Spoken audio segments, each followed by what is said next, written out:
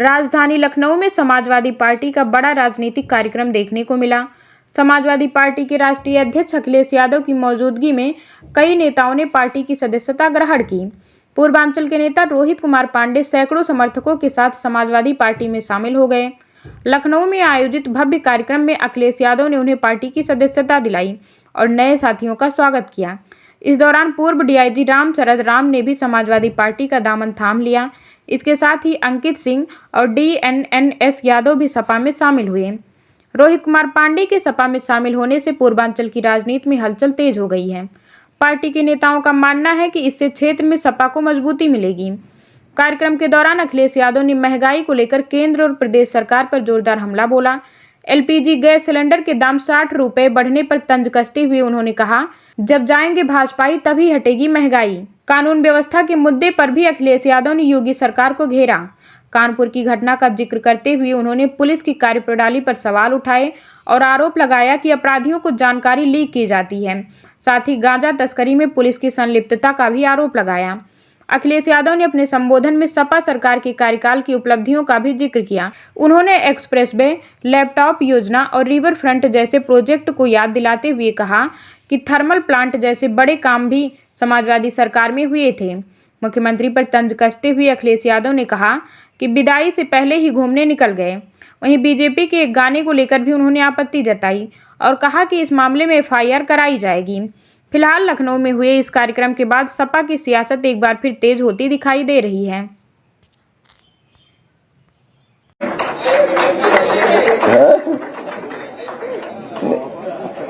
ना सच है वो, तो क्या करोगे।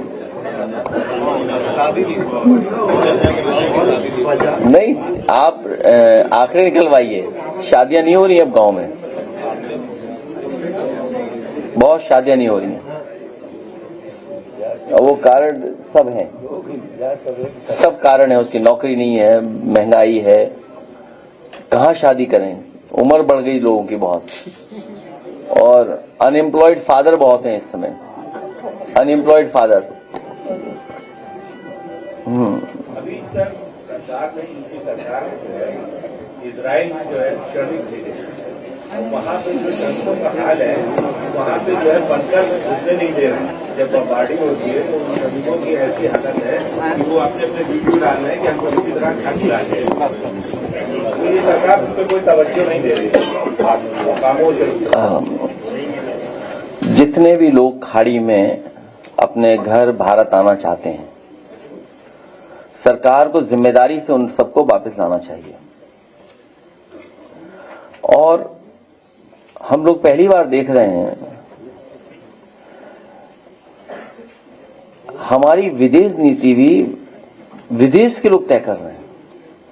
ये देश के लिए बहुत संकट की बात है कि हमारी विदेश नीति भी विदेश के लोग तय कर रहे हैं।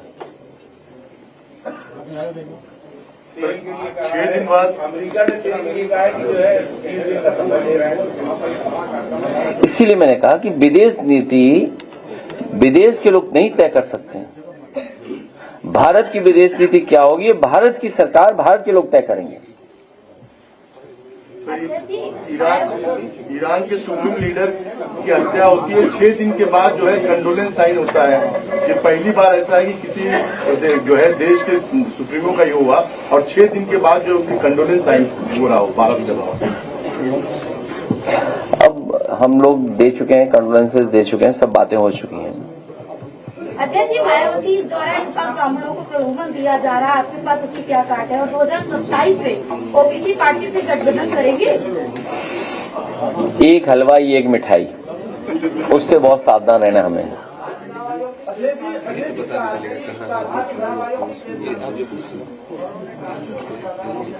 जो लोग माननीय जी को माला पहनाने के लिए आए हैं तो कृपया इधर आ जाए। रुक जाओ।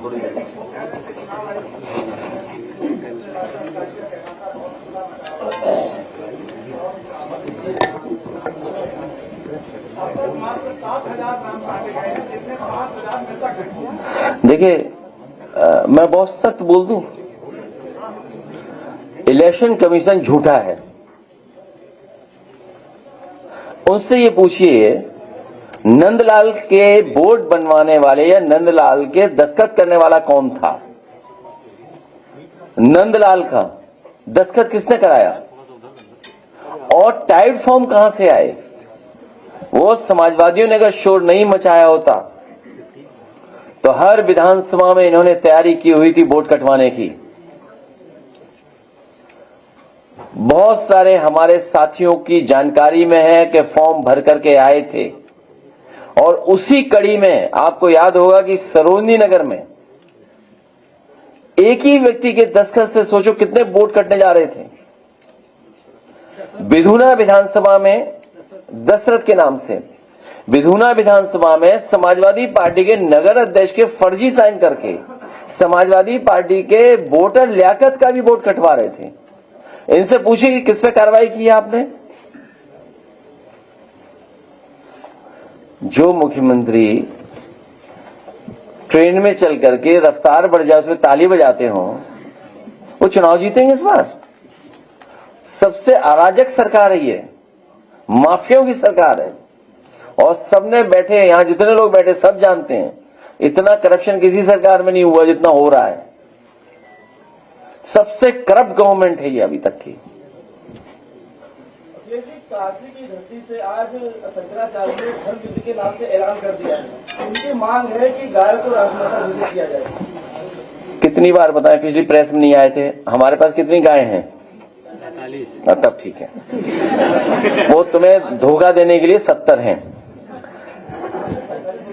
पूजनीय शंकराचार्य जी के साथ साथ शंकराचार्य विचार भी हैं, और गाय की सेवा हो ये हम सब चाहते हैं। लेकिन जिस तरीके से उन्हें बदनाम करने के आरोप लगाए हैं, पूजनीय शंकराचार्य जी के साथ साथ सनातन को ये बदनाम करना चाहते हैं। सोचिए, भारतीय जनता पार्टी सनातन को बदनाम कर रही है। प्रधानमंत्री जी ने और शंकराचार्य जी हमारी संस्था है सनातन की, उसी को अपमानित कर रहे हैं लोग झूठे मुकदमे लगवा करके। इजराइल को फादरलैंड कहा है प्रधानमंत्री जी ने। अमेरिका ने प्रधानमंत्री और बीजेपी कुछ भी कह सकती है। कि रूस से तेल खरीद सकते हैं, तो आप कैसे देख रहे हैं? रूस हमारा पुराना मित्र है, लोकसभा में जाएंगे तो कहेंगे रूस से और तेल खरीदना चाहिए, सस्ता मिले तो और खरीदना चाहिए, हमारी अर्थव्यवस्था बेहतर हो, हमारे लोगों का कारोबार चले, नौकरी मिले, रोजगार मिले। हर देश यही तो चाहता है कि उसकी अर्थव्यवस्था बेहतर हो, नौकरी मिले, रोजगार मिले, हमारी अर्थव्यवस्था बेहतर हो। अर्थव्यवस्था तब बेहतर होगी जब तेल हमें सस्ता मिलेगा। हमें अपने देश के हित के देखते हुए सरकार को फैसला लेना चाहिए, वरना ये नहीं कि विदेश तय करे हमारी विदेश नीति। अखिलेश जी, दैनिक भास्कर ने एक डाटा जारी किया है और उसमें लिखा है कि आपकी पार्टी के 95 जिला अध्यक्षों में से एक बड़ी संख्या 40 के आसपास यादव है, 19 के आसपास मुसलमान है। अपना चैनल का नाम बताओ। दैनिक भास्कर ने अपना चैनल का नाम बताओ। यूट्यूब किया। अरे यूट्यूब पे चले गए, पहले किस चैनल में थे? न्यूज 18 में। हाँ, न्यूज 18 से निकाले गए हैं। ये ठीक सवाल पूछा है उन्होंने। देखिए, अब हमारा जो बात चैनल निकाल के ला रहे हैं और एक ही खबर सब चैनलों पे चले, कोई एक बात निकले तो हमें तो यही समझ में आता है होली के त्योहार पे कि एक हलवाई एक मिठाई। ये हलवाई कौन है जो बांट रहा है गुजिया? और अच्छा किया इन्होंने ये जानकारी दे दी। अभी जानकारी शायद यूट्यूबर को नहीं पता है, उसी चैनल ने बीजेपी की भी जारी कर दी है कि बीजेपी में क्या है। तो हमें उम्मीद है कि वो चैनल हर चैनल में, और दैनिक भास्कर अपनी संस्था का भी जारी करे, अपनी संस्था में भी जारी करे कि पीडीए और क्या स्थिति है, और धीरे धीरे हर संस्था का जारी करे। वरना तो ये लगेगा कि जिसका दाना उसका गाना, एक हलवाई ये उसी की मिठाई। जी अध्यक्ष जी, ये जो अपोजिशन में जो है वोट डिवीजन कैसे रोकेंगे 27 को संभालने के लिए? आपके यहाँ जो है अपोजिशन में वोट डिवीजन बहुत ज्यादा है। कहाँ पे है डिवीजन? अभी परिणाम आया, देखा नहीं आपने? 24 का परिणाम, 24 का परिणाम आपने नहीं देखा? और हमारी जो ये साथी जो पूछ रहा है, हालांकि हमें सफाई नहीं देना चाहिए। राजपाल कश्यप यूट्यूबर हैं, इनको इंटरव्यू दो और अपने संगठन की पूरी जानकारी नहीं देना। ये लो अपने संगठन की जानकारी नहीं।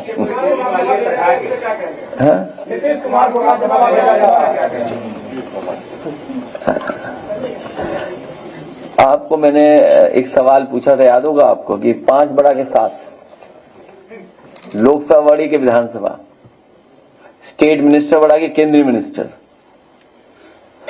राज्यसभा बड़ा की मुख्यमंत्री, राज्यसभा की मुख्यमंत्री।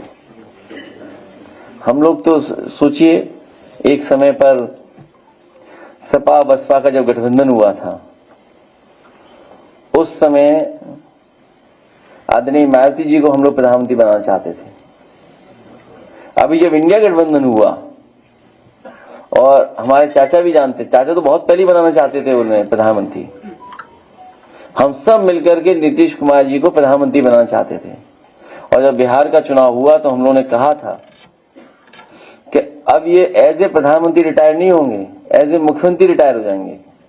लेकिन बीजेपी एक कदम और आगे चली गई, एज ए राज्यसभा रिटायर करेगी उन्हें, सोचिए। तो 5 बड़ा के साथ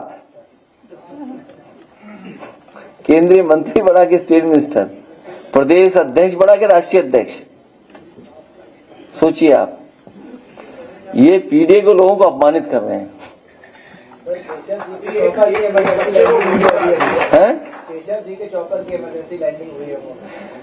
अभी नया जो ये हेलीकॉप्टर आया है वो नहीं दिया होगा उनको।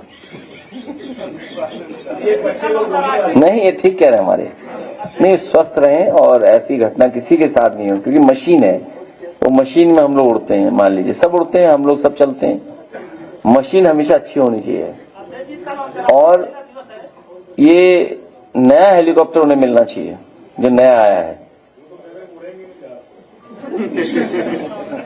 कल अंतर्राष्ट्रीय महिला दिवस है, महिलाएं सुरक्षित हैं यूपी में। कल बात करेंगे। अखिलेश जी, एक रिपोर्ट के मुताबिक आपके टेबल पर जो पानी रखा हुआ है इसमें बैक्टीरिया। ये भारतीय जनता पार्टी, यही अगर दूसरी तरह की घटना हुई होती तो अभी बुलडोजर पहुंच गया होता। हम उस परिवार की मदद करेंगे। हमारे पार्टी के संगठन के लोग पहुंचे हैं, घर परिवार के लोगों से मिले हैं। उस परिवार की कानूनी मदद और आर्थिक मदद हम लोग करेंगे। हमारे जो संगठन के पदाधिकारी हैं, उन्हीं के परिवार का सदस्य है वो। अध्यक्ष जी, महिला दिवस पर कुछ संदेश देना चाहेंगे? वो महिला दिवस के दिन कल ही है, कल आने दीजिए। कल अब भास्कर जैसा मत बनो, सूर्योदय के आग लगाने वाले। एक रिपोर्ट के मुताबिक 10 कंपनियों का सैंपल लिया गया और उसमें पानी का, और जो आपके टेबल पर जो बोतल रखी है उसका भी नाम है, उसमें प्योर एंड फिट, उसमें बैक्टीरिया और मोल्ड की मात्रा बहुत ज्यादा पाई गई है और जो जानलेवा भी है। कहाँ की बातें कर रहे हो आप? सर, अखबार में निकली है, ये फरवरी में सर जांच हुई है लखनऊ और उन्नाव रेंज में, और ये प्योर एंड फिट समेत 110 कंपनियों की पानी की जांच होती है और उसमें माइक्रोबियल जांच में वो फेल हो जाते हैं। चल पहले सीख क्या बीओडी टीओडी क्या होता है। ठीक है, रिपोर्ट है सर मेरे पास। किसी का एजेंडा मत चलाओ। मैंने कहा एक हलवाई एक मिठाई। हलवाई कौन है तुम्हारा? पानी सर जानलेवा सर बताया। कौन तुम्हें मिठाई दे रहा है? ये जो पानी पे देखिए, एक मिनट, ये ठीक कह रहे हैं। देखिए, पानी पर हम लोगों को बहुत चिंतित होना चाहिए, क्योंकि जो पानी की प्योरिटी है या पानी कौन सा पिए, कई डेफिनेशन है, कई उसके मानक हैं, कई मानक हैं उसके पानी के। इसलिए पानी कैसा हो, और मिलावट किसमें नहीं हो रहा अपने हिंदुस्तान में, इसलिए मिलावट के खिलाफ हम लोगों को काम करते रहना चाहिए। सर पुराने लखनऊ में 10 दिन पुरानी एक घटना है, बच्चे को उठा के पटक दिया गया, उसके बाद वजीरगंज थाने में FIR लिख गई, लेकिन अभी तक गिरफ्तारी नहीं हुई और इंस्पेक्टर साहब कह रहे हैं कि अभी जांच हो रही, जबकि CCTV पे सारी चीजें उपलब्ध हैं। अभी मुझे किसी ने ये जो बात आप कह रहे हो कि अभी मुझे किसी ने जानकारी दी कुछ दिन कल कि यहाँ जो जनता दर्शन में लोग आते हैं, एक व्यक्ति मर गया जनता दर्शन में इंतजार करते करते, और बात खबर आप तक नहीं पहुंची। बताओ, आप लोग भी न्यूज नहीं बना पाए। इसमें 250-300 पत्रकार बैठे हैं, हैं? सरकार कहती है गड्ढा मुक्त सरकार है और पूरे शहर में। तुम उधर सुनो, क्या थी बात उधर सुनिए।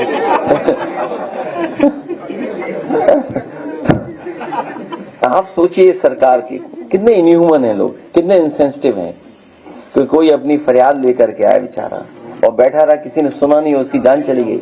और जान इसलिए चली गई कि त्योहार था, कोई देखने नहीं पहुंचा। ये अगर बात गलत है तो बताए सरकार होली मनाती रही, बताइए। वो यहाँ गरीब आया, वो उसकी जान चली गई।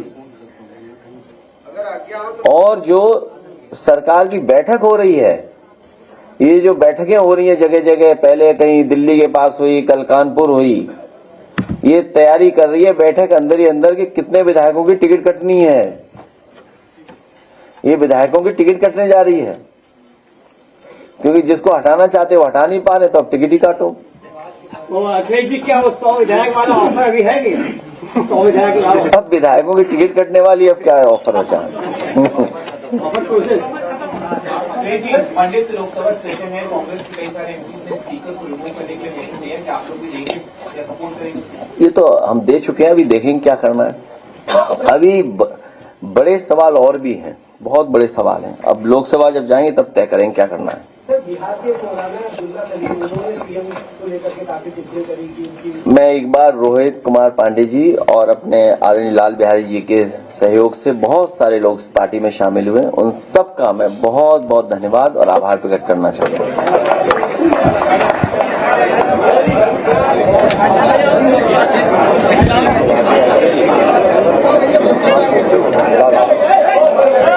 पांडे जी